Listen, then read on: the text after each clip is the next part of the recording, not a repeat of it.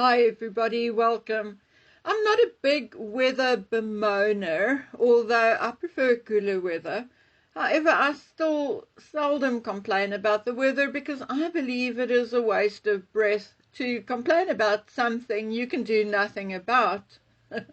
Having said that, I find the last 2 weeks' weather hard to deal with. We have 2 days shivering and wearing jerseys, and then wham bam, the next day the sun is out.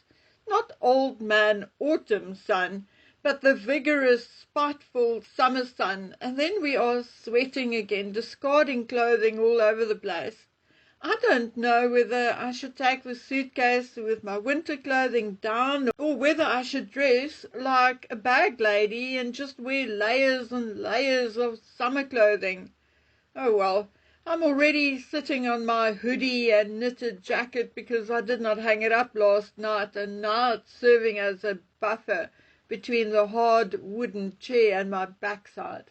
Anyway, we have lots to do and talk about today, so let's get on with it. I'm getting to Little Betty, I promise, but my previous videos had solicited quite a bit of reaction, and I had been sent a number of things which I'm rather excited about because I had started investigating using some of these stories, and I have a feeling that this weekend will bring something significant. If all goes well and there are no more interference, I may have something new for you. Anyway, I want to start with one specific story, and the reason why is because I got the same thing from a few people. So I'm going to tell it to you exactly the way I got it. Okay, so here goes. I'm told that Harry has a child, a son in North Carolina. The story is that the child was conceived during the wild 2012 day and night in Las Vegas, and that he was born in 2013. And lo and behold, apparently, allegedly, there was nearly another baby. Now, I'm not sure whether this one was made in Canada or whether the expectant mom was just from Calgary. But according to the informants, this pregnancy was indeed terminated. According to the one informant, the supposed child I spoke about in the envelope with the solicitor's letter and photograph was actually about this child who now lives in North Carolina.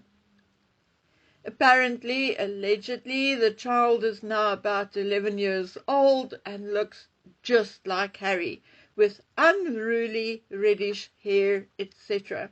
Apparently, allegedly, the entire disclosure, so close to the wedding, rocked Harry's world. I have no idea what hoops this woman had to jump through, but allegedly she was given a handsome paycheck and had to sign an ironclad NDA. So according to these informants, that letter exists but has nothing to do with another child who may have been born shortly before or shortly after Archie.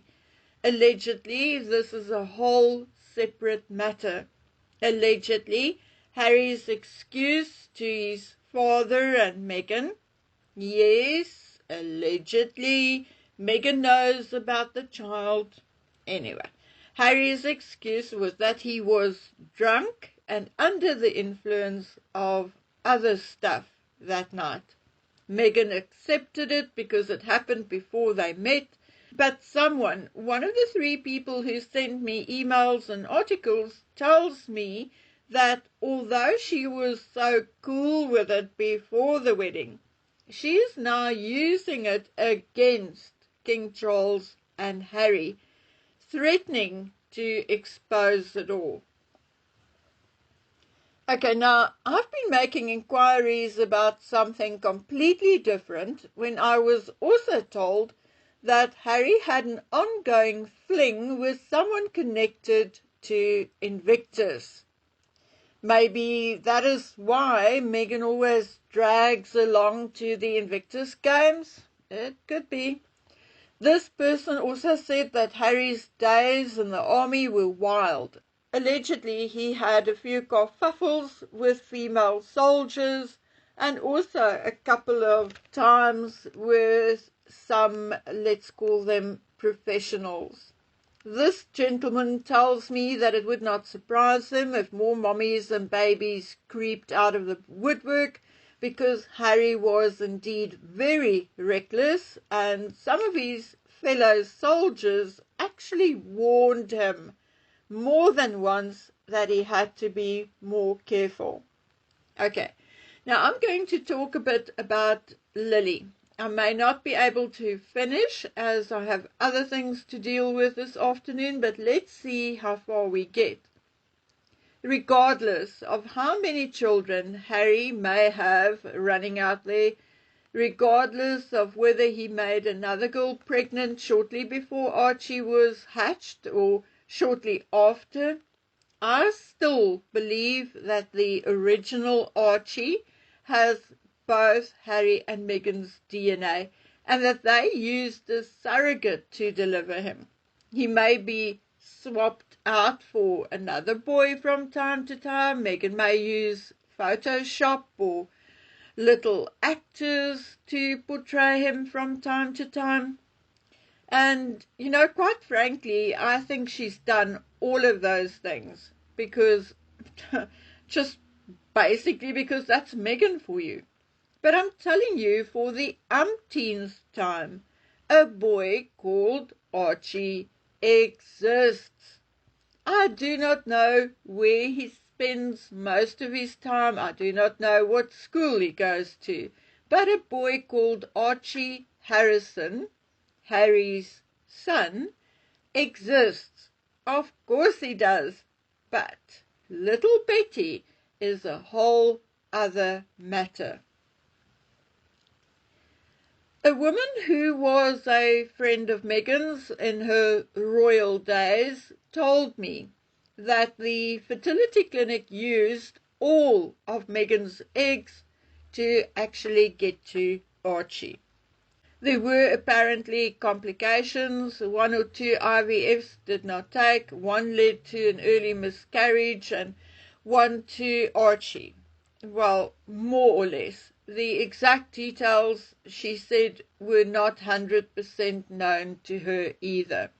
She just knows that Meghan was relieved when the surrogate finally had a positive pregnancy test.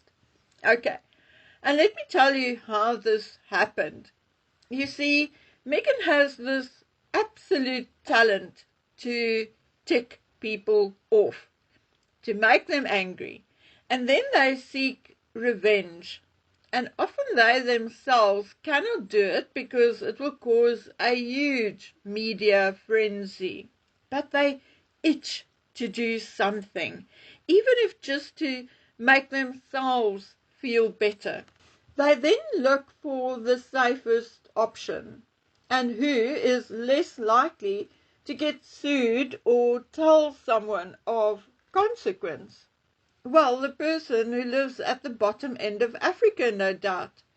So this person, a female, told me what she was told, and yes, I have repeated it in many videos before this one. Lili, according to my information, does not have Meghan's DNA.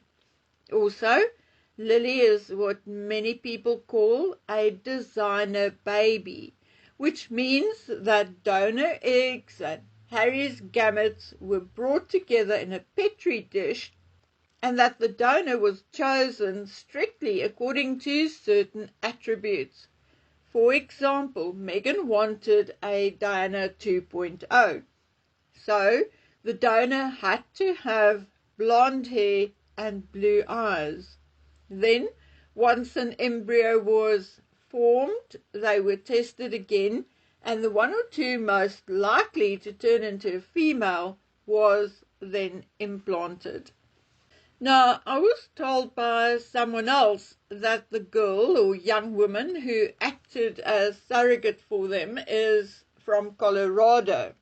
Initially, she lived with Meghan and Harry, but she had a falling out with Meghan and left and went back to her parents in Colorado. According to yet another person, this resulted in a court case. This person even sent me a docket number and I found the case she was referring to. But I could not learn much as there was nothing to tell me who the actual people were. It just stated plaintiff A, baby B, and so on and so on, and I could see it was a custody dispute. I got busy, and the next day I used the exact same link but could not find the case again. So I could not find it since.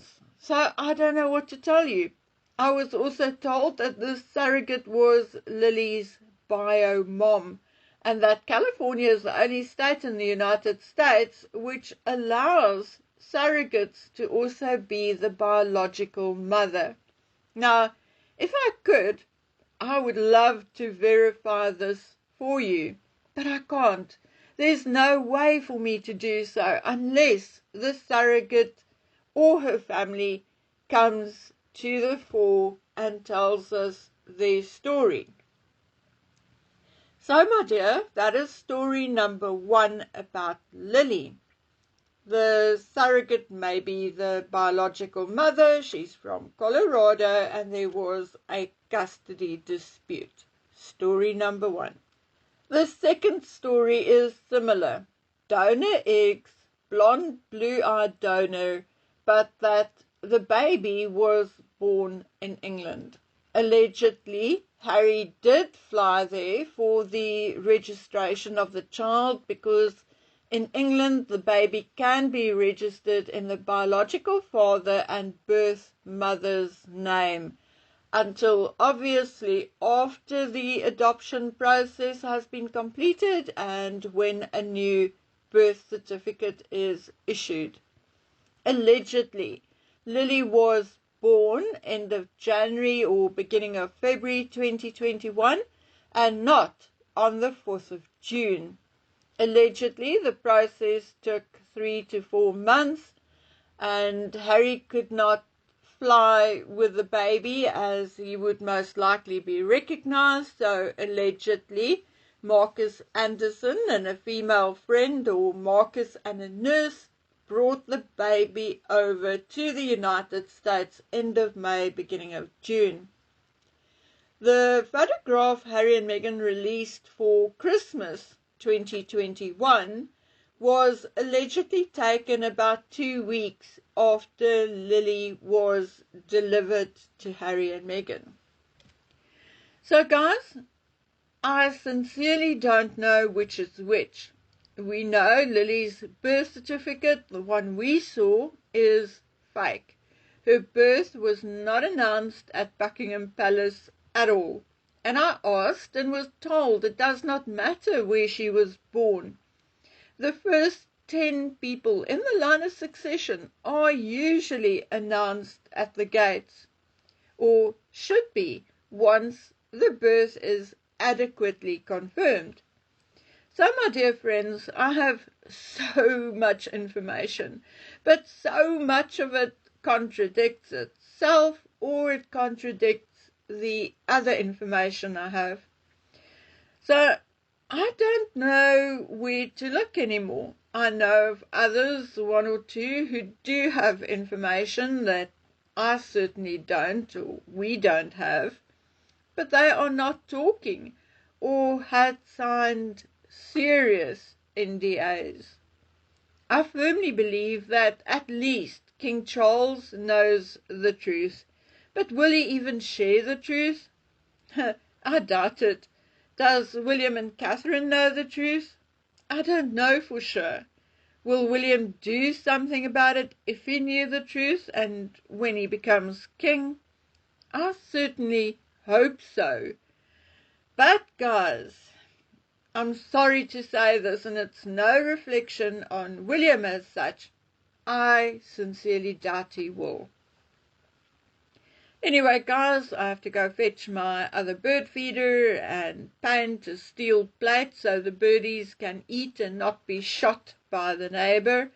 Next month, I'm going to buy myself also one of those soft air guns, the toy thingies, and start shooting back. We'll see who gets hurt first. But the police has now done nothing in 3 months about this situation, so now we'll start to do to others what's being done to us. Luckily, I wear glasses, so the neighbor is more likely to lose an eye than I am. Later, I also have to go and collect rocks for the rock wall we are building. I have to go treat a dog with a wound, and so on, never ending.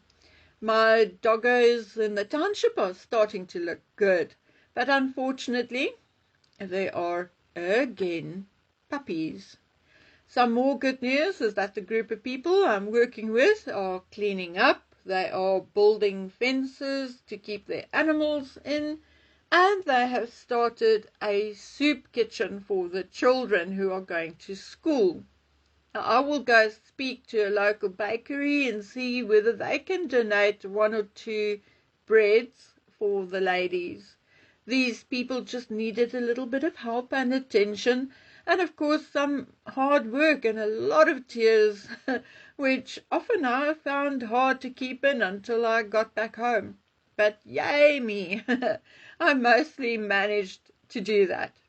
Yes, the trick is to help people help themselves. I'm not a charity. I'm not from anywhere official.